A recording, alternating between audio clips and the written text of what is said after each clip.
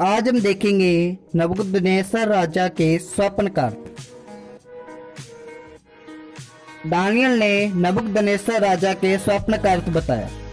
उसने बताया कि जो तूने स्वप्न देखा उसमें जो मूर्ति थी, यह जो सोने का सिर था वो तू ही है।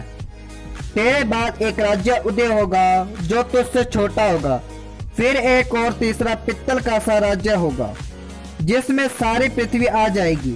चौथा राज्य लोहे के तुल्य मजबूत होगा।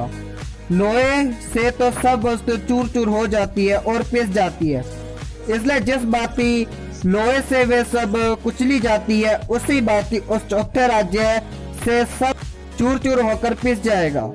तूने जो मूर्ति के पांव और उसकी उंगलियों को देखा, जो कुछ कुम्हार की मिट्टी की और कुछ लोहे की थी, इससे वह चौथा राज्य बटा हुआ होगा।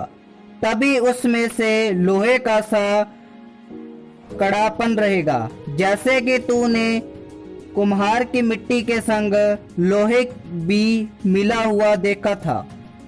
जैसे पांव की उंगलियां कुछ तो लोहे की और कुछ मिट्टी की थी, इसका अर्थ यह है कि वह राज्य कुछ तो दृढ़ और कुछ निर्बल होगा।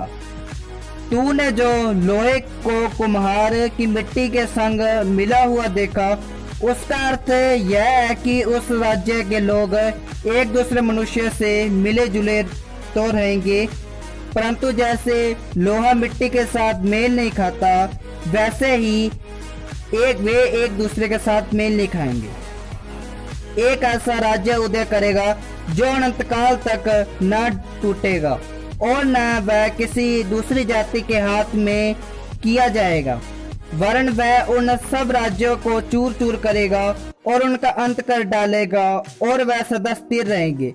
जैसा कि तूने देखा है कि पत्थर किसी के हाथ के बिन खोदे पहाड़ में से उखड़ा और उसने लोहे, पित्तल, मिट्टी, चांदी और सोने को चूर चूर किया, इसी रीति महान परमेश्वर ने राजा को बताया है कि इसके बाद क्या क्या होने वाला है। न स्वप्न में और न फल में कुछ संदेश है।